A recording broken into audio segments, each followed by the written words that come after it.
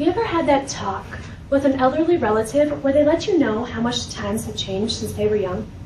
One Thanksgiving, my family and I were sitting down for dinner when my grandpa remarked about how much the times have changed, how easy life is today, and how many things are different. Hunting and farming are two of the practices that have changed the most over time. Grandpa was raised in the 1930s, better known as the Dirty 30s or the Dust Bowl years. And people received free land and had no idea how to care for it like we do today. Conservation across America was not as widely practiced by the people in my grandfather's time. And hunting was the main source of food for the people, since through the drought there were no crops to harvest or plant, so their diet was mainly made up of meat. I began to ponder on what Grandpa was saying, and then I asked him the question, over the past years, what conservation practices have impacted the economy across America? And then Grandpa thought for a while, and then he began to name a few things that have changed. In almost every American city and suburb area, people want a place for their children to have access to fun, whether it's a park, a playground, or even a natural area.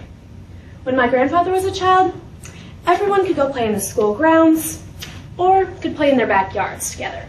And there were few big cities in those days, and you knew all of your neighbors.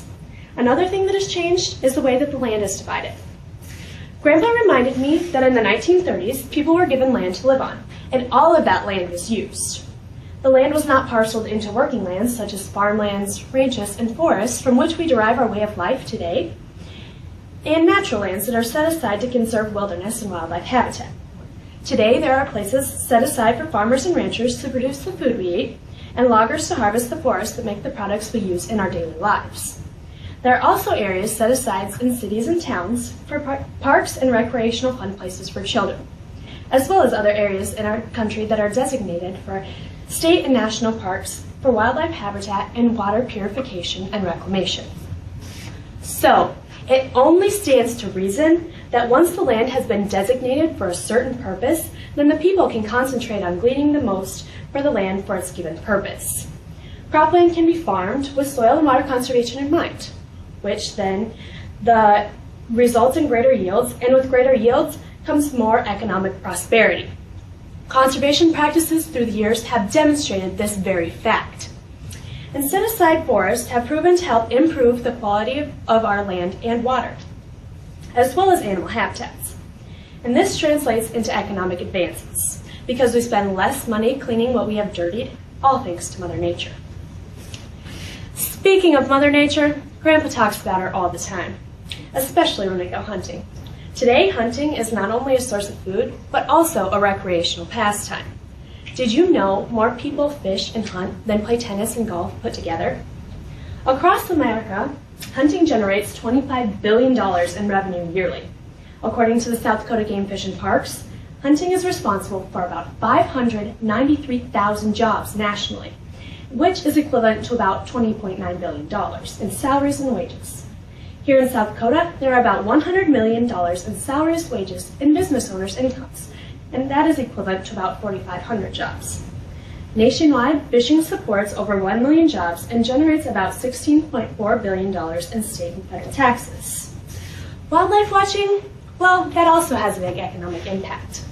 In 2006, a survey showed that approximately 257 South Dakotans watch wildlife around their homes, most just watching or taking photos. Many of these wildlife watchers are estimated to have spent $183 billion in trip expenditures and equipment in 2006.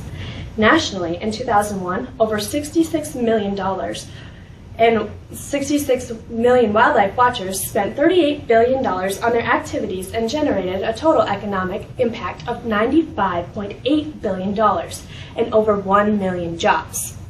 Talk about boosting your economy.